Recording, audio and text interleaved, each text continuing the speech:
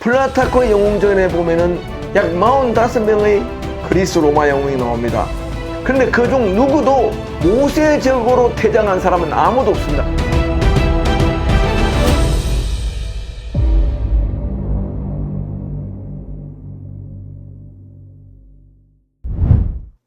오늘 제가 다루고자 하는 주제는 모세의 다양한 지도자적 면모입니다. 보통 구속사적 성서 해석에 따르면 구약 성경의 모든 예언자적 인물들은 메시아를 예고하는 예언에 속한 인물이 됩니다. 그러다 보니까 그리스도 안에 있는 구속의 완성, 그 완성점만 강조하고 그리스도를 준비했던 예언자적 선구자들, 예언자적 인물들의 면모들을 간과하기 쉽습니다. 이 구속사적 성서 해석은 틀린 해석이 아닙니다만 자칫 잘못하면 성서의 다양한 메시지를 고갈시키거나 편향적으로 선택하게 만드는 효과를 가져옵니다. 모세는 정치학, 인류학, 종교학, 신학, 다학문 분야에서 탐구 대상이 되는 인물입니다. 모세의 위대한 업적은 예수 그리스도의 도래를 예언하는 예언자적 인물이었다는 것 외에 그의 지도자적 면모에 있습니다. 모세는 명실공히 세계사적 지도자입니다. 그는 거룩하신 하나님과 동행하면서 인간의 역사, 인류의 역사, 투쟁과 갈등의 역사 한복판에서 실제로 리더십을 발휘한 사람입니다. 모세는 120세에 기력이 왕성한 채 스스로 퇴장했습니다. 물론 이 스스로 퇴장했다는 말 안에는 약간의 해설이 필요합니다. 하나님이 옷을 벗겨서 아바림산, 너보산 꼭대기에서 체류하면서 산 아래로 내려오지 말도록 명령을 받았기 때문에 한편으로는 퇴장당한 것이고 그 명령을 자발적으로 수행했다는 점에서 자발적으로 퇴장을 한 것이죠. 모세의 가장 위대한 점은 자기 시대의 모든 과업들을 성취하려고 하지 않고 후손들에게 역사적 과업들의 일정 부분을 남겨놓고 스스로 미완성의 지도자가 된 점이죠.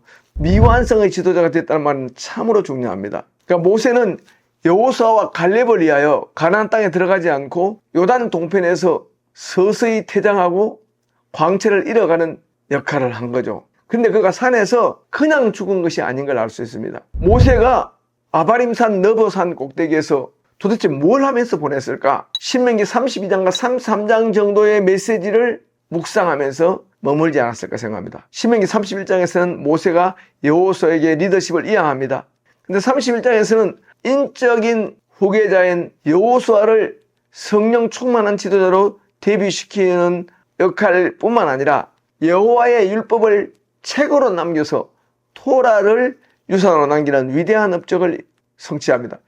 문제는 하나님과 이스라엘 백성의 언약의 역사에서 집약되고 압축된 율법, 구원사를 토라로 정리해서 그걸 남겨서 여호수아와 토라를 이스라엘 회중들에게 남깁니다. 신명기 32장은 뭐죠? 이스라엘이 가나안 땅에 가서 끝내 번영의 정점에서 배교하여 하나님의 심판을 초래할 것이라는 비관적 전망입니다. 근데 하나님의 심판이 극에 도달했을 때 하나님께서는 스스로 돌이켜 배교한 이스라엘 민족을 재활복구시키고 재언약 갱신으로 초청하여 다시 언약 백성 삼아주시는 찬란한 은총을 증거하는 노래입니다. 인간의 배교에도 하나님이 이스라엘과 맺은 언약은 끊어지지 않는다. 하나님의 위대한 헤세드, 인애가 인간의 죄를 이긴다.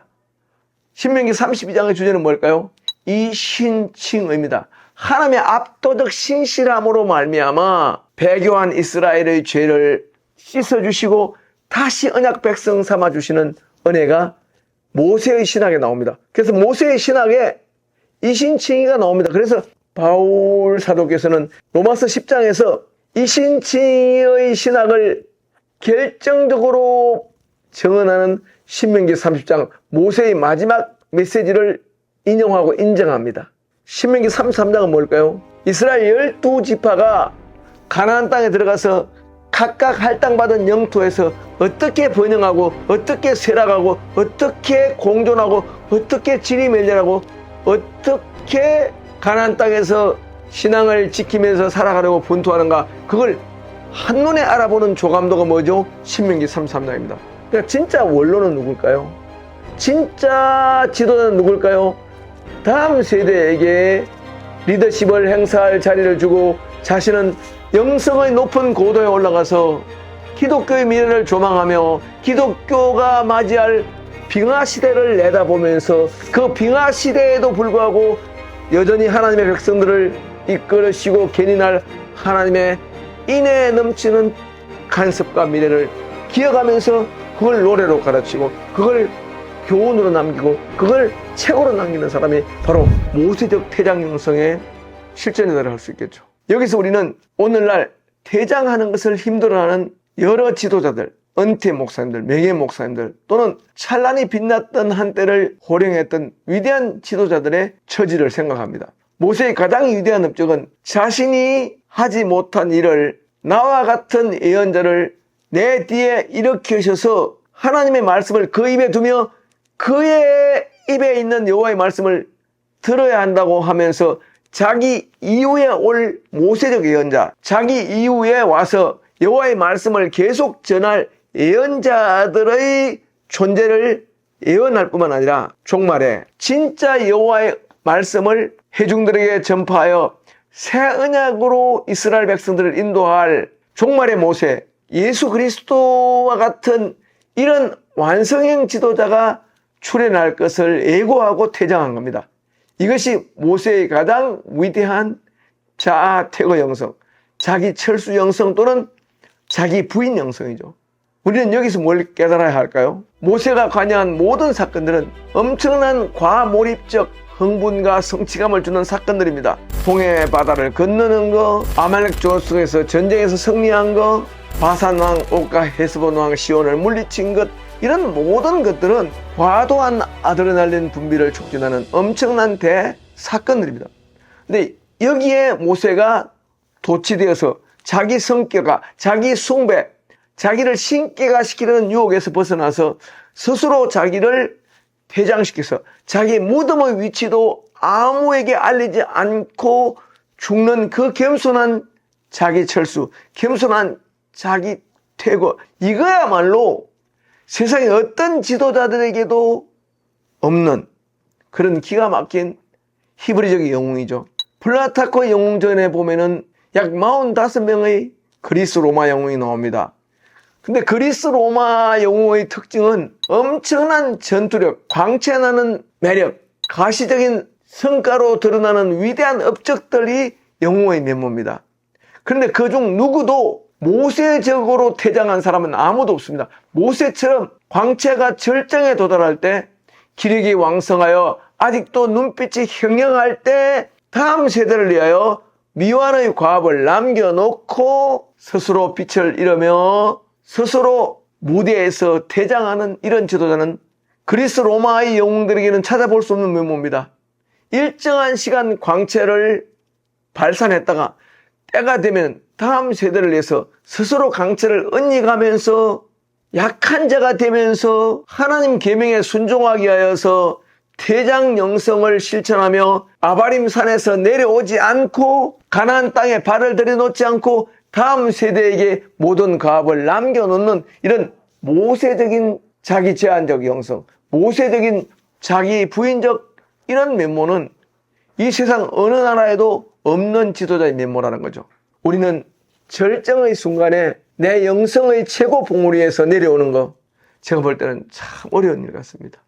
오늘날 많은 목사님들이 은퇴하고도 여호수아 갈렙 담임 목사님의 자리에 출연하면서 그들의 가나안 정복 전쟁의 일선에 다시 서고 싶은 욕구와 욕망을 느끼는 것 같습니다. 저는 이해합니다.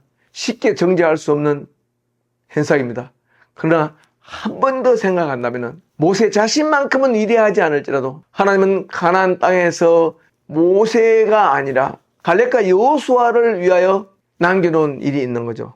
그래서 진짜 위대한 지도자는 퇴장할 때도 가장 빛이 나는 것입니다. 저도 요즘 은퇴를 앞두고 좋은 은퇴를 해야 되겠다는 생각이 듭니다. 이제 대학 교수직도 65세는 은퇴하지 않습니까? 은퇴가 기대됩니다. 이제 은퇴하면 아바림산에 올라가서 영적 고봉과 영성의 준봉에 올라가서 미래를 내다보고 후손들을 위해서 시를 짓고 후손들을 위해서 토론을 남기고 후손들의 미래를 위해서 중보기도 하는 것이야말로 우리 생애의 마지막 사명이 아닐까 생각을 합니다. 그런 점에서 양희연이 불렀던 한계령이라는 노래를 진짜 많이 듣습니다. 여러분, 양희연이 부른 한계령 아세요?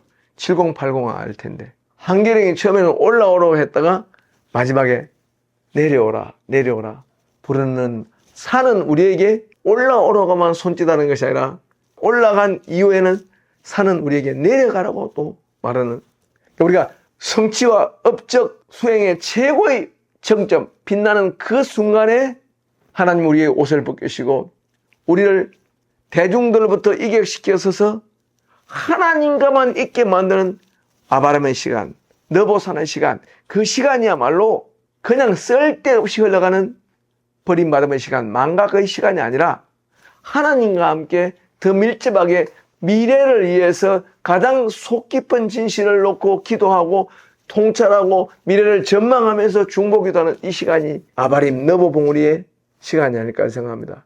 모든 은퇴하실 목사님, 모든 은퇴하실 목사님, 부디 아바림산에서, 너보산에서 하나님과의 더 없는 밀착 동행을 하면서 가나안 본토를 향해서 12지파의 미래를 위해서 축복기도하고 그들이 직면할 미래를 향해서 중보하는, 스스로 사라져가는 지도자, 스스로 빛을 잃어가는 지도자, 스스로 약해지는 지도자가 된다면 진짜 위대한 지도자가 아닐까요?